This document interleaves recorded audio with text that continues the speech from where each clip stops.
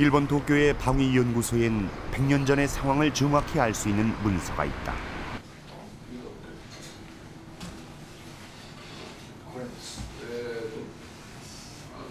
하세가와 한국 주둔 일본 사령관이 일본 육군성에 보낸 전투 보고서다.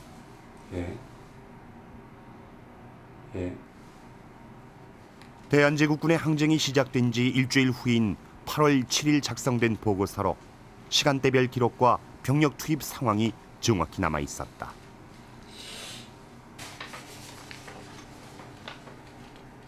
첨부된 작전지도엔 병력 이동 사항, 진행 상황, 주 격전지 등이 정밀하게 기록돼 있었다.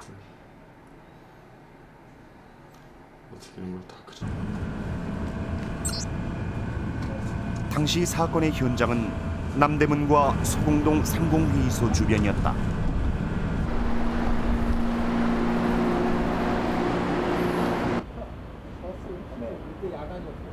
이쪽이 1년대 일대대 막사가 있었을 것 같고요. 그리고 저쪽에 남대문까지는 약 300m 가량이 되는 것 같습니다.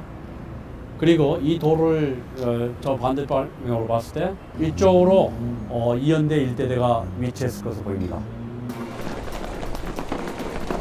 일본군 보병 9중대와 보병 10중대 등 2기 중대, 공병대와 기관총 3정이 즉시 현장에 투입됐다. 일본군 9중대는 한국군 제2연대 1대대를, 10중대는 1연대 1대대를 담당했다.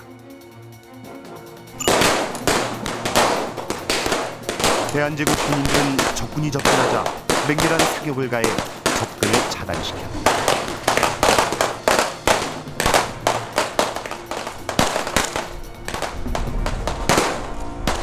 일본군은 굉장히 조선군 시대를 쉽게 생각했는데 일본군이 골목을 따라 오자 조선 시대는 병영 박사를 은폐부로 해서 아주 그 내부나 외부의 벽을 통해서 일본군을 조준 사격해가지고 저격을 했습니다. 그래서 의외로 전세가 쉽게 되지 않자 일본군은 결국은 중흥을 요청했고. 전황이 불리해지자 9시 30분 일본군은 대기 중이던 10중대 전병력을 투입합니다. 하지만 일본군의 공세를 막아낸 1연대 1대대는 10시부터는 오히려 무서운 기세로 일본군에게 총공세를 주겠다. 이때부터 일본군 10중대는 공세를 멈춘 채 대치 상태에 들어갔다.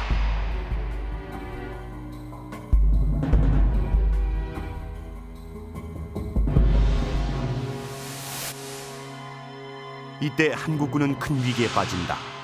이 증건물이 한국군의 병영이다. 당시 서울 건물은 대부분 단층 건물이었다. 서울에선 남대문과 동대문이 가장 높은 건물이었다. 훈련 중인 한국군 병영 뒤로 남대문이 우뚝 솟아 병영을 내려다보고 있다.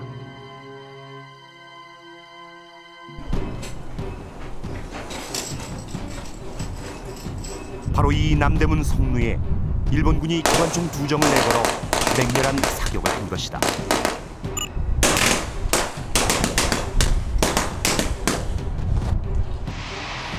한국군은 일본군 기관총의 사정권에 완전 노출됐다.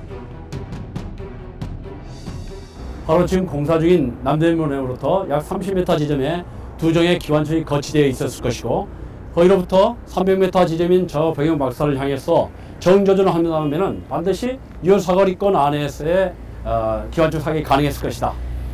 그렇게 볼 수 있겠습니다. 한편 일본군 수중대와 공병대는 10시 20분경부터 기관총을 앞세우고 2연대 1대대 병영 뒷문을 향해 총공격을 가해왔다.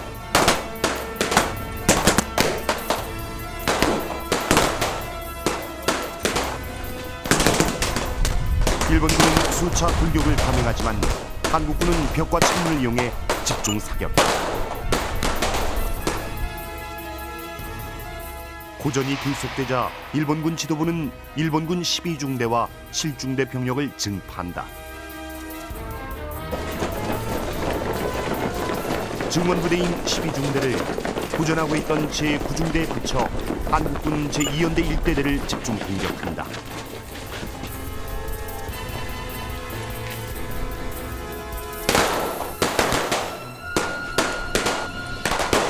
일본군 구중대장 가지와라는 선두에서 2연대 일대대 평양 진군을 돌파했다.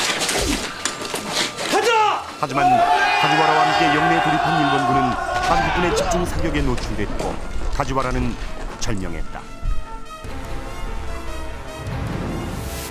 그런데 전세가 흐트러진 것은 일본 공병대의 폭약이었다. 화염과 연기에 한국군의 전열이 순간적으로 흐트러지자 이 틈을 타 일본군 9중대 12중대가 잇따라 평양 안으로 돌입했다.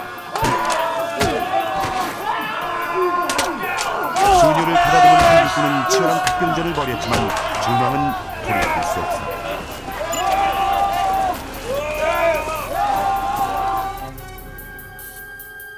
(10시 50분) 결국 제2연대 1대대 병영은 일본군에게 점령되고 만다.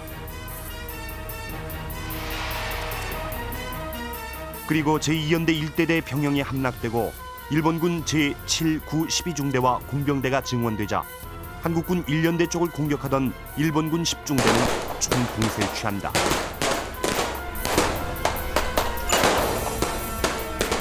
이 무렵 지금까지 잘 버티던 제1연대 1대대 병사들은 탄약이 떨어지기 시작해 곤경에 빠진다.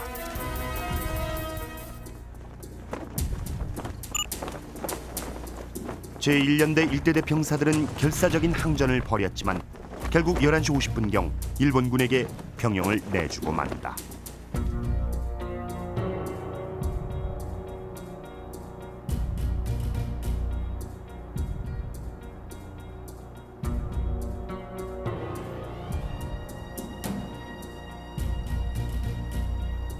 프랑스 파리 외방전교회엔 9월 말 초대 한국 교구장을 지낸 뮤텔 신부의 일기가 보관돼 있다. 뮤텔 일기엔 9월 말 우리나라 사정을 잘 알 수 있는 내용들이 생생히 담겨 있다. 뮤텔 신부는 8월 1일자 일기에 그날 자신이 목격한 장면을 세밀히 묘사했다.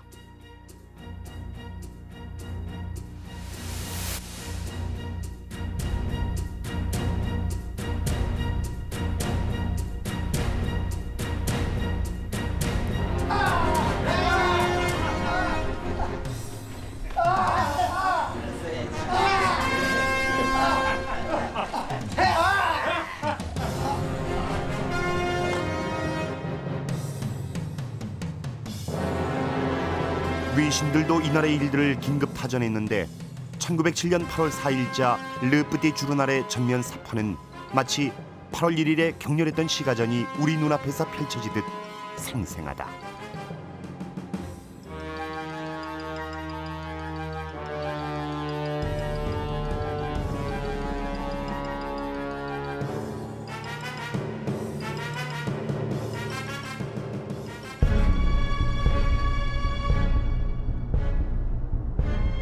그런데 얼마 전 발굴된 프랑스의 일라스트라시옹지, 이 신문은 사건 발생 한 달여 후인 9월 7일자 신문에 서울의 쿠데타라는 제목으로 6장의 사진과 함께 3페이지에 걸쳐 이 사건을 증언했다.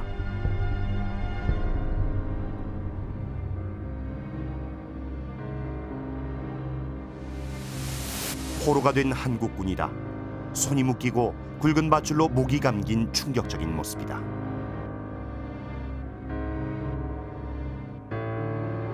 성벽 근처에 한 무리의 사람들이 모여 있는 사진엔 너무나도 아픈 해설 기사가 실려 있다.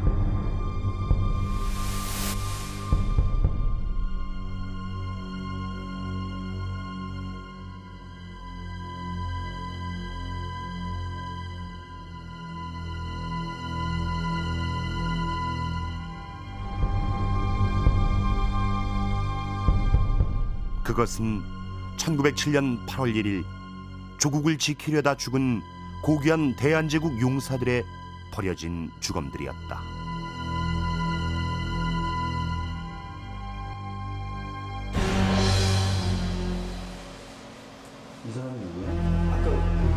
제2연대 제1대대 참의 이준영은 1900년 7월 육군 무관학교를 수료한 후 이날 일본군과 격전을 벌이다 순국했다. 이날 68명의 국군이 순국했다.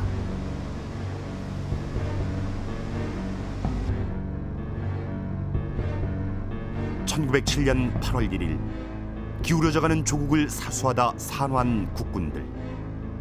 그들은 대한제국의 영웅들이었다.